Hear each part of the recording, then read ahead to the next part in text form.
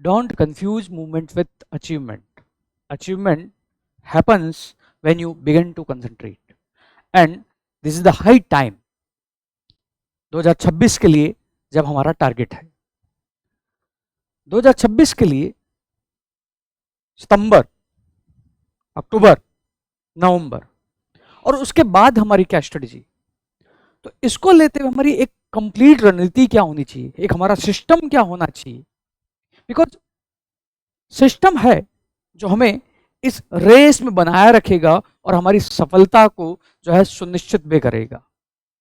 केवल target banana, but target के लिए सिस्टम ना होना हमें जो है एक सही राह प्रदान नहीं करेगा। तो वो सही राह क्या होनी चाहिए, वो सही स्ट्रेटजी क्या होनी चाहिए 2026 में सक्सेस के लिए। अगर हम बात करें, अभी हमारे सामने कंफ्यूजन है, मेंस करें कि प्रीलिम्स करें। खासकर उन कैंडिडेट्स में जिनको प्रीलिम्स को लेकर डर है, जहां प्रीलिम्स जो है वह हो नहीं रहा है, तो फोकस प्रीलिम्स भी नहीं हो रहा है क्योंकि डर कहीं ना कहीं सता रहा है मेंस की तैयारी करनी है। बट फोकस मेंस पर भी नहीं हो रहा है बिकॉज प्रीलिम्स पर पूरा ध्यान देना है। बट ये चीज समझिए कि अगर प्रीलिम्स हो भी जाता है, मेंस अगर प्रिपेयर नहीं है, क्या उन 60 डेज में हो जाएगा? और जब यूपीएससी लगातार प्रीलिम्स और मेंस के बीच में जो टाइम है उसको कम कर रहा है, बिकॉज वो समय है प्रैक्टिस का, वो समय है जो आपने किया है उसको एग्जीक्यूट करने का। परंतु उस प्रैक्टिस के लिए जो वो एग्जीक्यूशन है, उस प्रैक्टिस का सिस्टम पहले बनाना होगा और उसके लिए मेंस पर ध्यान देना होगा। उसके लिए हमारे पास जो अभी समय बचता है सितंबर, अक्टूबर, नवंबर का और दिसंबर का फर्स्ट हाफ भी, इसमें हम जो है मेंस पर फोकस कर सकते हैं, जहां पर सितंबर, अक्टूबर और नवंबर पूरा फोकस जो है वहां पर मेंस पर किया जा सकता है। जो मेंस के सब्जेक्ट्स हैं जो केवल और केवल मेंस में हैं, प्रीलिम्स में जिनका ओवरलैप नहीं है, उसके बाद जो है हम प्रीलिम्स जो है वो सब्जेक्ट जो मेंस में ओवरलैप है उन पर फोकस कर सकते हैं और जनवरी से फरवरी से हम प्रीलिम्स पर पूरी तरह लग सकते हैं। परंतु जिनका पहले से या जिन्होंने पहले से मेंस दिया हुआ है वो ये भी अफोर्ड कर सकते हैं कि वो टिल 15 फेब जो है मेंस को कैरी ऑन कर सकते हैं। तो इसमें हमारी क्या स्ट्रेटजी होनी चाहिए, क्या रणनीति होनी चाहिए, हमें कौन सा सब्जेक्ट पिकअप करना है, कौन सा सब्जेक्ट पिकअप ही नहीं करना है, अपितु उन सब्जेक्ट्स को तैयार करते समय हमारा पूरा का पूरा पर्सपेक्टिव क्या होना चाहिए, उस पर्सपेक्टिव पर हमें अभी ध्यान देना है कि वो हमारा पर्सपेक्टिव क्या होना चाहिए।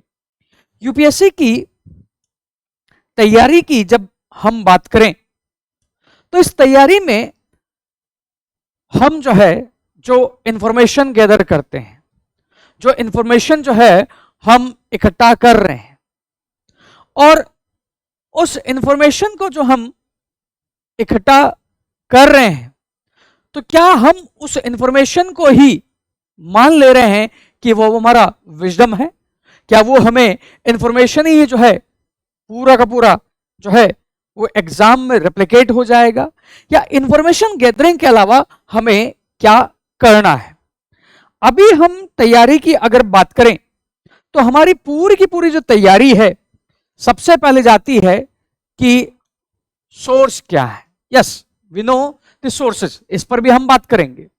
सोर्स के बाद हमारा ध्यान जाता है इन सोर्स से हमें सूचना, इंफॉर्मेशन इकट्ठा करनी है, और इस इंफॉर्मेशन को इकट्ठा करके हम यह सोचते हैं कि इस इंफॉर्मेशन से जो है हमारा नॉलेज जो है, ज्ञान जो है वो बिल्डअप हो चुका है, और इसी को हम मान लेते हैं कि हमारी तैयारी हो चुकी है। अब यह जो नॉलेज है वह केवल और केवल रीडिंग के संदर्भ में हो सकता है, बट ये तैयारी का मात्र 25% है। हमारी आगे रणनीति क्या होगी, बट रणनीति आगे क्या होगी इससे पहले हमें यह भी जानना होगा कि वो रणनीति है, उस रणनीति में हमारा पर्सपेक्टिव क्या होगा, दृष्टिकोण क्या होगा, उस रणनीति में हम क्या और एलिमेंट्स जोड़ें कि वह एलिमेंट्स हमें 100% सक्सेस की तरफ लेके जाएं।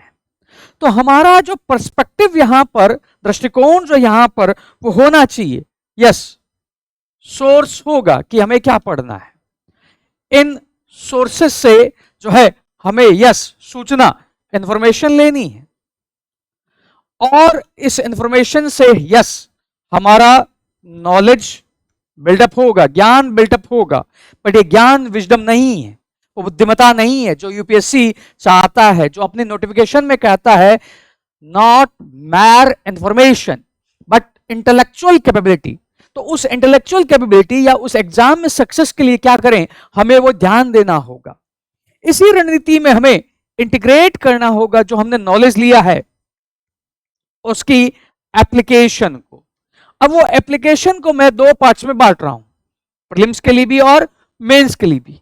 तो मेंस के लिए जो एप्लीकेशन वाला पार्ट है, तो जो हमने पढ़ा है उसे केवल हमने पढ़ा ही नहीं है, उसे कैसे हमने एनालिटिकल वे में प्रिपेयर किया है, कैसे उस एनालिटिकल वे को हम अप्लाई कर पा रहे हैं अपने आंसर लिखने में, आंसर में आर्गुमेंट बनाने में, केवल और केवल फैक्ट्स इकट्ठा करने में नहीं। Because facts is information, but fact when it is supplemented और कॉम्प्लीमेंटेड बाय आर्गुमेंट, वो आपको जो है मार्क्स देगी। अब यहां पर इस एप्लीकेशन में ही आपको मेंस के लिए इंटीग्रेट करना होगा राइटिंग को, कि आप इनको प्रैक्टिस करके जो है लिख रहे हैं। प्लस सेकंड एस्पेक्ट जो है, जब आप वो बिल्डअप कर रहे हैं तो साथ ही साथ आप एग्जीक्यूशन पर भी ध्यान दे सकते हैं, जहां पर इस एग्जीक्यूशन में आप जो है टेस्ट, अब वो टेस्ट मेंस का जब टाइम है तो मेंस के लिए, और प्रीलिम्स का टाइम है तो प्रीलिम्स के लिए, जहां एमसीक्यू वगैरह सॉल्व करना। अब इन दोनों में आपको जो है इंटीग्रेट करना है प्रीवियस ईयर क्वेश्चन की थिंकिंग को। वही आपको जो है आपका सिस्टम बिल्डअप करवाएगी, वही आपको जो है जून जुलाई अगस्त 2026 में कॉन्फिडेंस भी देगी कि यस आप मेंस के लिए पूरी तरह प्रिपेयर हो। तो ये दृष्टिकोण आपको इस स्ट्रेटजी के साथ जो है इंटीग्रेट करना होगा। चलिए अब बात करते हैं कि वह जो रणनीति है वो कैसे जो है आगे प्रोसीड होनी चाहिए, उस रणनीति को हम इंप्लीमेंट कैसे करें।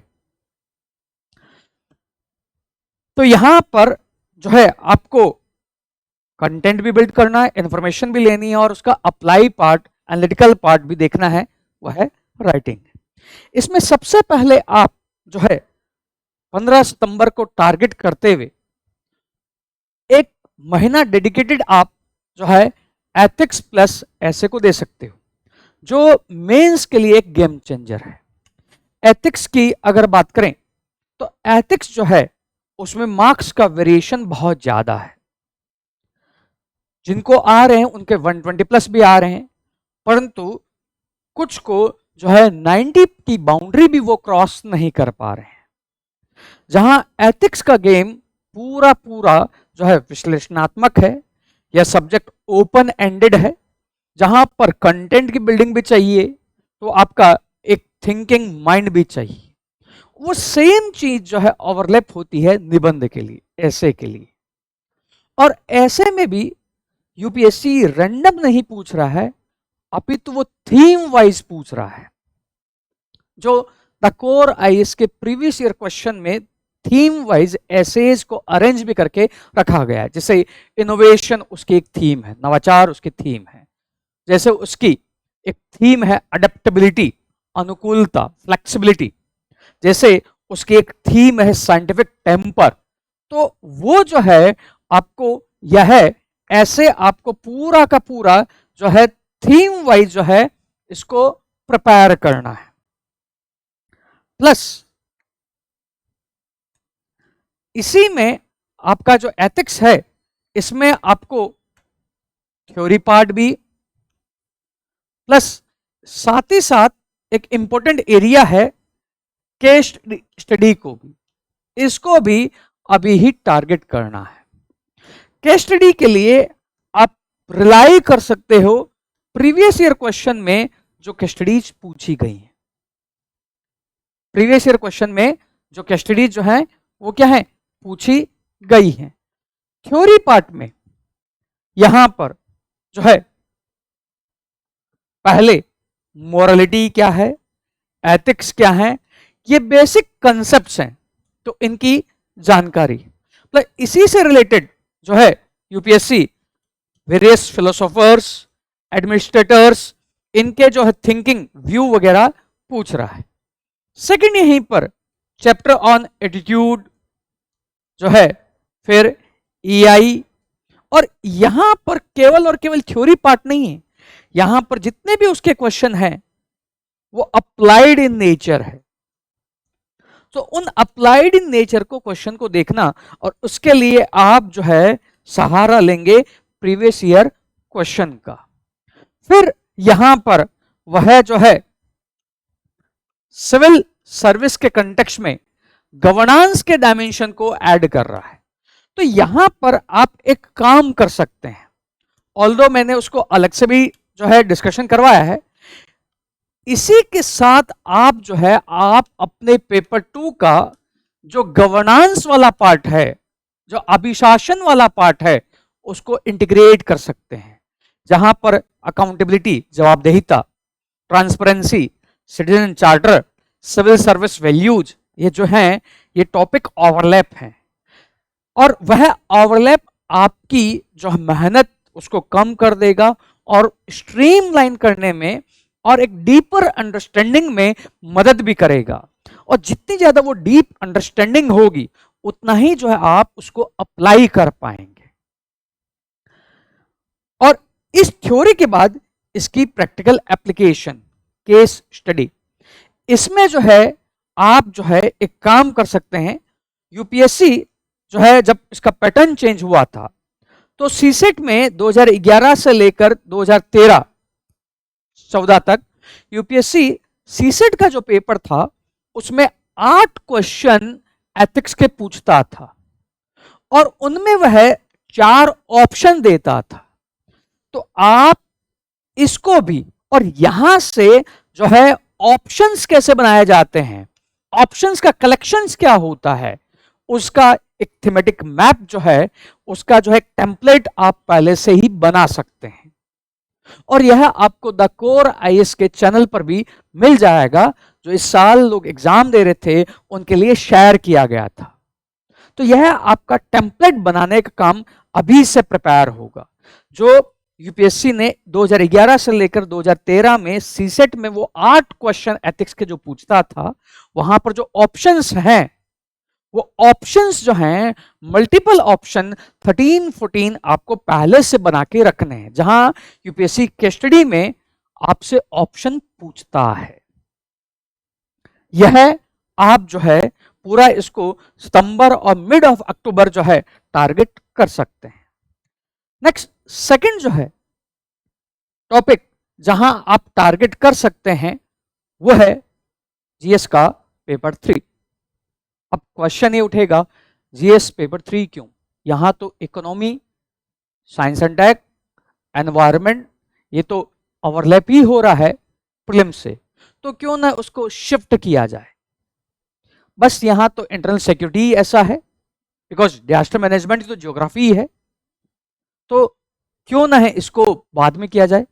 परंतु अगर हम यूपीएससी का पैटर्न देखें तो यहां पर मेंस की अगर बात करें तो मेंस में यहां पर जीएस पेपर 3 में आपके पास जो सब्जेक्ट्स हैं वो है पहला इकोनॉमी,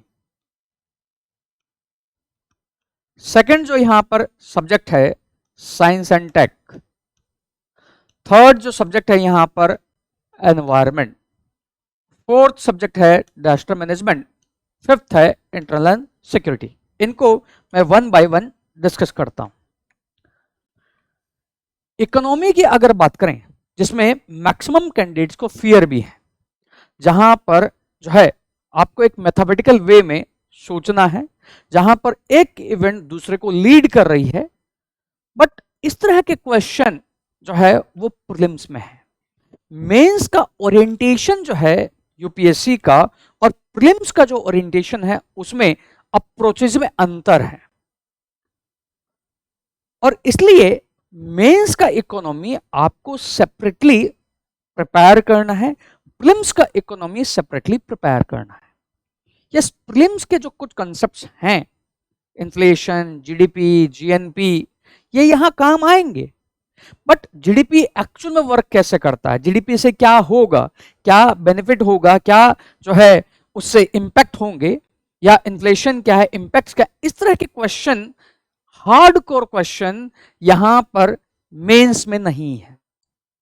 मेंस में इकोनॉमी का जो पहला यूनिट है यूपीएससी का, वहीं पर उस तरह के क्वेश्चन है, बट वहां पर वो एक या दो क्वेश्चन है, बट वो बिना प्रीलिम्स के उस कंसेप्ट से डीप डाउन हुए अगर नॉर्मलाइज आपको पता है तब भी हो जाएंगे, and I don't think so कि आपको उतना नहीं पता होगा।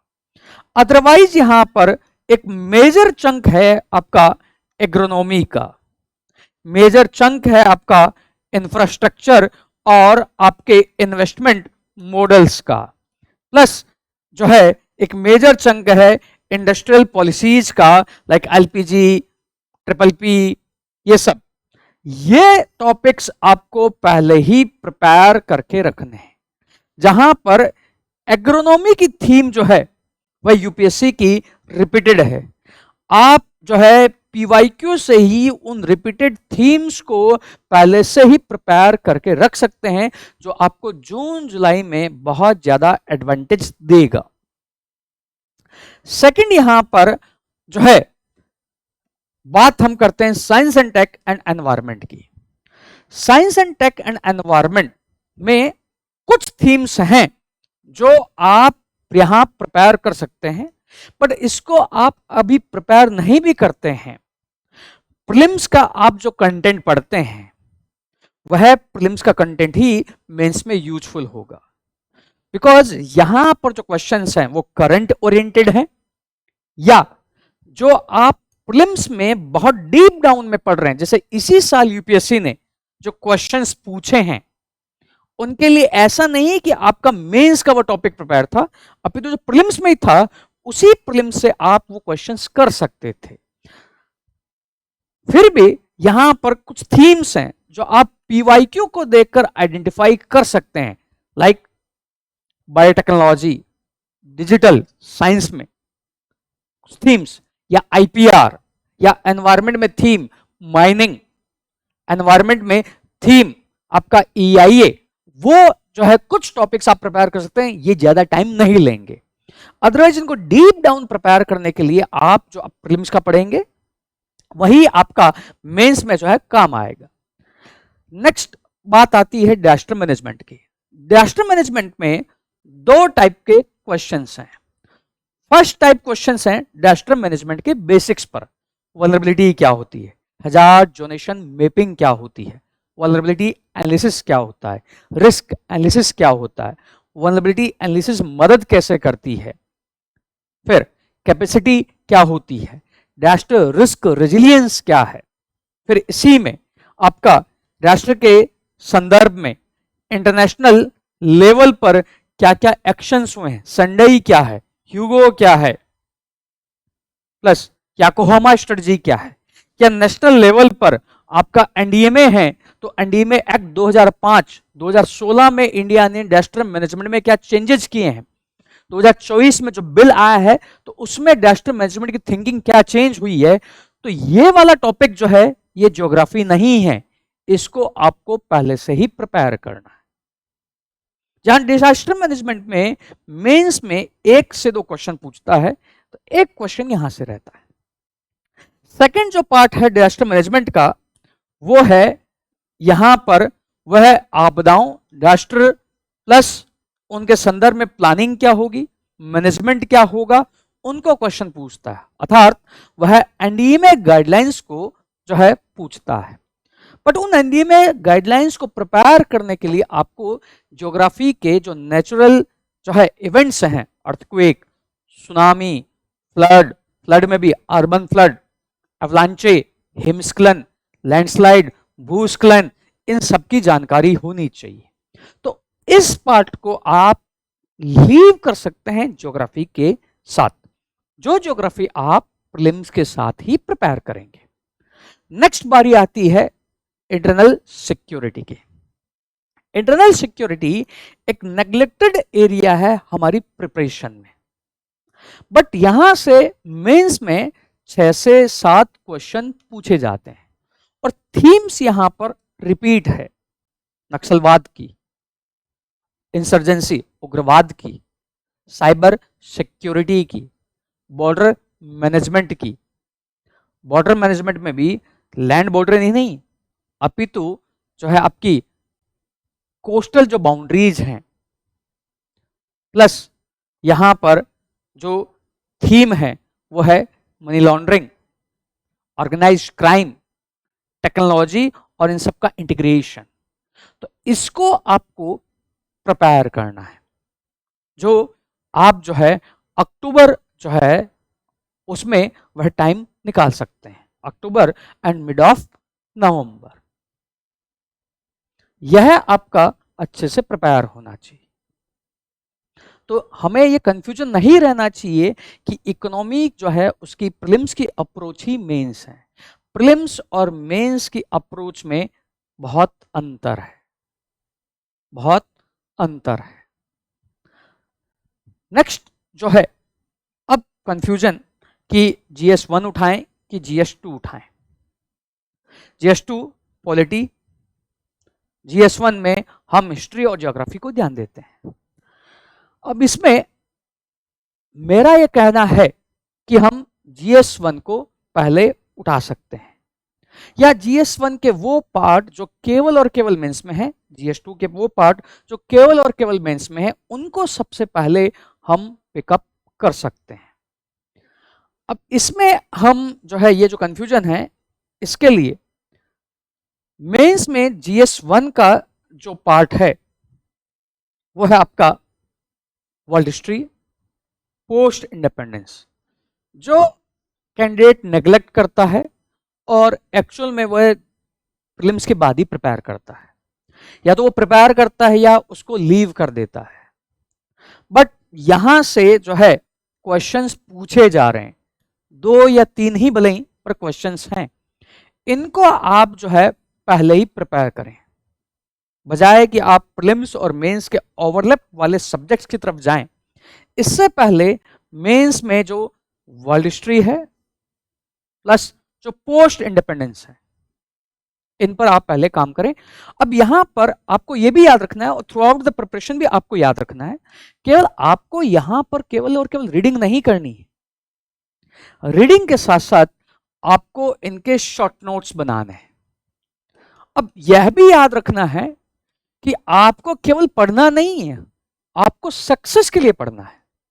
तो आप केवल और केवल जीएस पर ध्यान नहीं देंगे, आपको बैलेंस करते हुए चलना है ऑप्शनल को भी, और वह ऑप्शनल जो है वह आपका जब आप जीएस स्टार्ट कर रहे हैं उसी के साथ आपका ऑप्शनल भी जो है वह साथ में साथ चलते रहना चाहिए, जहां आपको इनके जो है शॉर्ट नोट्स भी जो है बनाने हैं।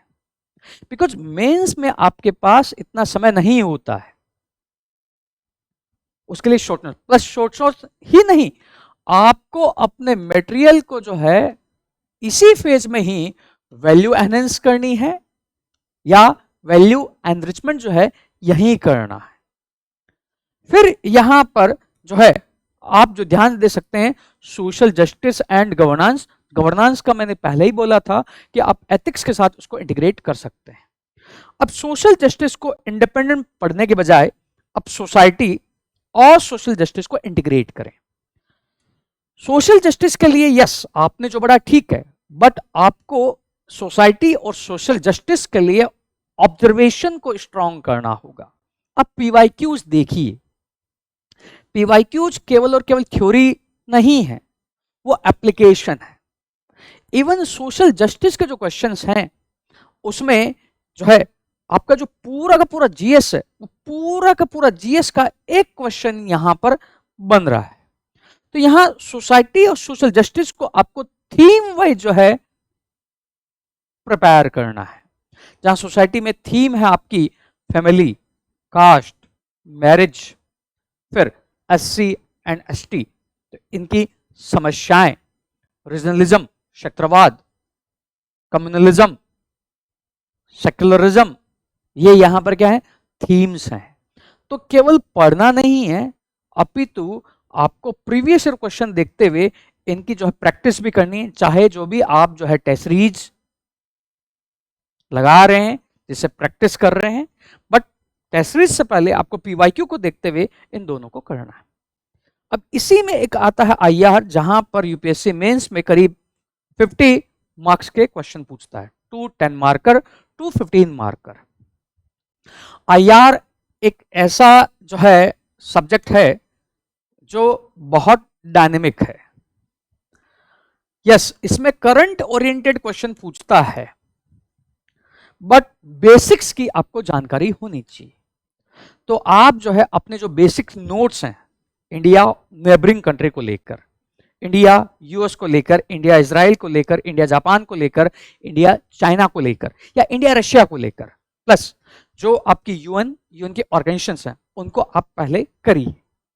प्लस अगर साथ ही साथ आपका न्यूज़पेपर या करंट की रीडिंग चल रही है तो आपको इतना ज्यादा सेपरेटली फोकस यहां करने की जरूरत नहीं है।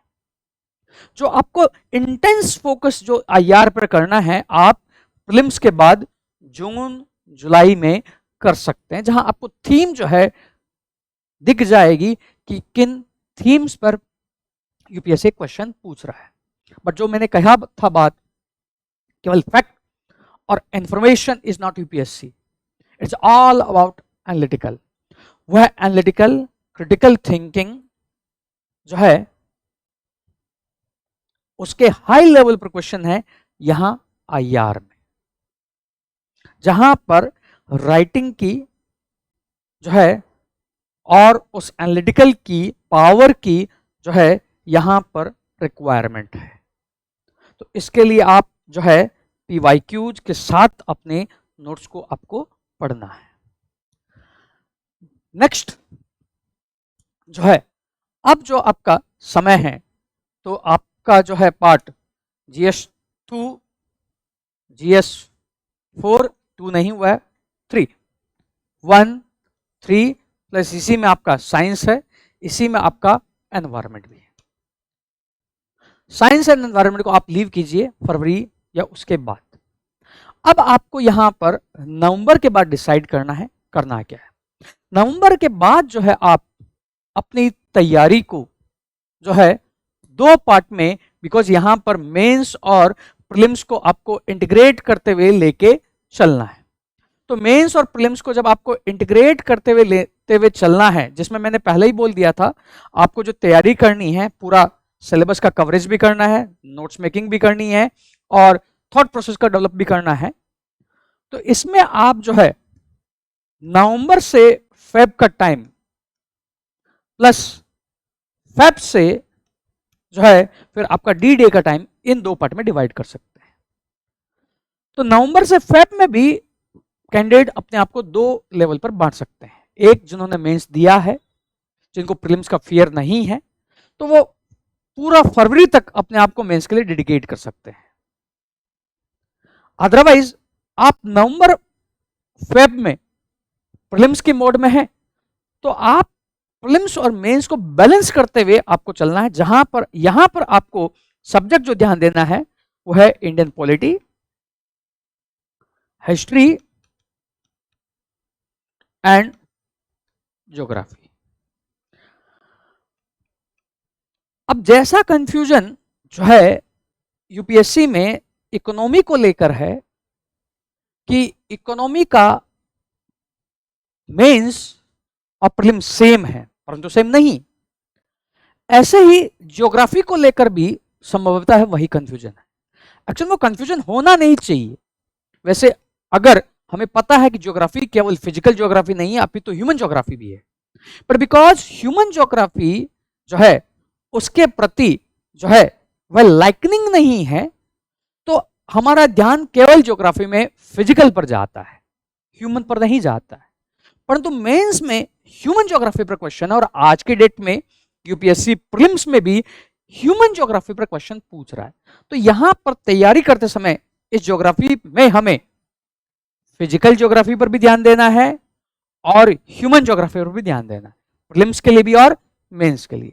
तो इसमें आप जो है पहले उठा सकते हैं इंडियन पॉलिटी, जहां करीब जो है 19 से 20 क्वेश्चन यूपीएससी पूछता है, जहां नवंबर से 10 दिसंबर तक टाइम आप इंडियन पॉलिटी को दे सकते हैं, जहां आपके पास जो भी नोट्स हैं फैक्चुअल को कवर करते हुए, प्लस यूपीएससी जो थीम वाइज मेंस में क्वेश्चन पूछता है जैसे फेडरलिज्म, पीआरआई, उन थीम वाइज आप मेंस करते रहिए, प्लस उसी थीम के अकॉर्डिंग आप प्रीलिम्स को नोट डाउन करते रहिए। उसके बाद जो है आप ज्योग्राफी को पिकअप कर सकते हैं, और इसी संदर्भ में द कोर एस का जो प्रीलिम्स मेंटोरशिप चलता है वो इसी तरह जो है सिंक करता है, बट आप उसके बाद ज्योग्राफी उठा सकते हैं। ज्योग्राफी में आप physical, climatology, geomorphology, oceanography, plus उसके बाद आपको ह्यूमन भी उठाना, और इस ह्यूमन में ही एक और चीज आपको करनी है, एग्रीकल्चर का बेसिक्स। जिस एग्रीकल्चर के बेसिक्स को हम नेग्लेक्ट कर देते हैं वह यहां जरूरी है। वो एग्रीकल्चर का बेसिक्स इकोनॉमी के जैसा नहीं है, यहां पर आपको डिफरेंट टाइप ऑफ क्रॉप्स, फिर उनके जो है कब कब ग्रो होती है, कहां ग्रो होती है, टाइप्स ऑफ एग्रीकल्चर क्या वो देखना होता है। तो इन दोनों को आपको यहां कवर करना है, प्रीलिम्स के लिए वो जरूरी है। प्लस मेंस के लिए यहां पर आपको प्रीवियस ईयर क्वेश्चन का थीम देखना है, जो लोकेशन ऑफ इंडस्ट्री के टॉपिक्स हैं, प्लस जो क्लाइमेट चेंज को लेकर टॉपिक्स हैं, रिसोर्स को लेकर टॉपिक्स हैं, वह यहां देखने हैं। प्लस मैपिंग को भी देखना है, और मैपिंग आपकी करंट की मैपिंग को भी देखना है। और करंट में जो मैपिंग है ऑलरेडी द कोर है इसके तरफ से लास्ट में 2 वीडियोस आते ही हैं, जहां पर लगातार यूपीएससी जो क्वेश्चन पूछ रहा है, जो करंट मैपिंग पर है, लगातार उसका हिट रेशियो है। तो आप अप्रैल में उन वीडियोस को भी देख सकते हैं। फिर यहां पर हिस्ट्री, यहां पर art and culture, ancient medieval plus modern, और मॉडर्न को भी आपको मेंस के अंदर जैसे पर्सनैलिटी, तो ये टाइम आप जनवरी में दे सकते हैं। तो फर्स्ट फेज में जो है प्रीलिम्स की फर्स्ट फेज में जनवरी तक, उसके बाद आप जो है इकोनॉमी, इसके बारे में हम अलग से डिटेल में डिस्कस करेंगे कि नवंबर के बाद जो है पूरा फुल फ्लेज क्या होना चाहिए, कैसे कैसे पर डे वाइज उन टॉपिक्स को लेना है, उसको हम एक डिटेल्ड वे में डिस्कस करेंगे। परंतु एक पूरे 26 को लेकर हमारी रणनीति क्या होनी चाहिए, इसको लेते हुए हमें यह है ब्रॉड व्यू पॉइंट याद रखना है। उसके बाद हम प्रीलिम्स का economy plus science and tech plus जो है ध्यान दे सकते हैं किस पर, एनवायरमेंट पर। तो इसको मैं अगर प्रीलिम्स के लिए समअप करूं तो प्रीलिम्स में GS1 है, सीसेट है। सीसेट जिनका कमजोर है वो थ्योरी पार्ट दिसंबर से चला सकते हैं, प्रीवियस क्वेश्चन को ध्यान में रखकर। जिनका कमजोर नहीं है वो मार्च अप्रैल से ले सकते हैं, बट यहां पर आपको थ्योरी पार्ट पर फोकस करना होगा। जीएस में हमारे पास सब्जेक्ट हैं polity, geography, economy, science and tech, environment, history. तो हम पॉलिटी, ज्योग्राफी और हिस्ट्री पहले कवर कर लेंगे, फिर हम जो है इकोनॉमी पिकअप करेंगे, जो प्रीलिम्स का इकोनॉमी है, जो मेंस से पूरी तरह ओवरलैप नहीं है।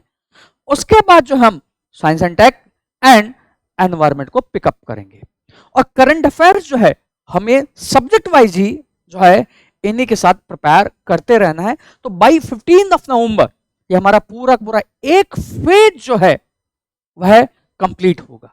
उसके बाद जो पूरी तरह हमें फोकस करना है प्रीलिम्स के लिए, प्रीलिम्स के लिए नहीं, बिकॉज प्रीलिम्स में भी कंटेंट या वो मटेरियल का गेम नहीं। कभी भी आपने टॉपर्स को सुना होगा कि 30 क्वेश्चन से ज्यादा या 25 क्वेश्चन से ज्यादा डायरेक्टली वहां नहीं आते हैं। उसके बाद थिंकिंग प्रोसेस से on the spot thought process को डेवलप करते हुए वहां से क्वेश्चन करने होते हैं। तो उस पर भी आपको काम करना, और इस वे में आपको जो है थिंकिंग बनानी है। तो ये बेसिकली हमें याद रखना है कि हमें पर्सपेक्टिव चेंज करना है। सीढ़ियां कुछ लोगों को ऊपर ले जाती है, परंतु कुछ को जो है वो नीचे भी ले जाती है, क्योंकि आदमी किन नजरों से देखता है वह डिपेंड करता है। किसी को गिलास आधा खाली लग सकता है और वही गिलास किसी को पूरा भरा हुआ भी दिख सकता है। नजरें जो है सेम है, गेम बस नजरिए का है, गेम बस नजरिए का है। तो कंटेंट, इंफॉर्मेशन और मटेरियल नहीं, कंटेंट, इंफॉर्मेशन, मटेरियल, उसका अब्जॉर्प्शन, उसको एनालिटिकल वे में देखते हुए, प्रैक्टिस करते हुए, प्लस पीवाईक्यू को थॉट में रखते हुए हमें जो है सक्सेस को अचीव करना है। हमें उस वे में अपना नजरिया जो है वह विकसित करना है।